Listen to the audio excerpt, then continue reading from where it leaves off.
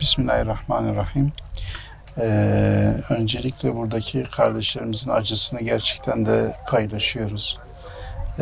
Hüzün dolu bir atmosferde insanlar şu an kendi yakınlarıyla ikinci bayramlarını yapamayacak durumdadılar.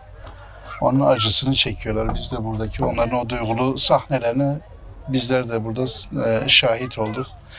İnşallah umut kervanı olarak biz buradaki kardeşlerimizin yanında bulunacağız.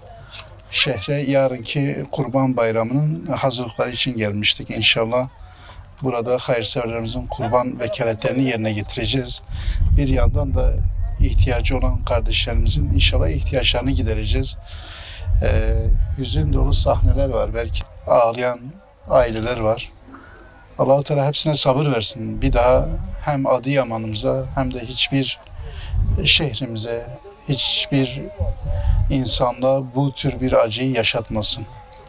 Allah-u Teala Kurban Bayramı'nı hepimiz hakkında hayırlara vesile kılsın. Neler de işte depremden dolayı şu anda bayram şeyindeyiz.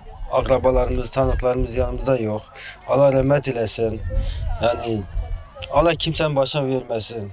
Hani aniden olunca işte evler yıkıldı, her şeyimizi kaybettik, canımız gitti, malımız gitti. Allah sabır versin. Kimsenin başına bile bir şey yaşatmasın.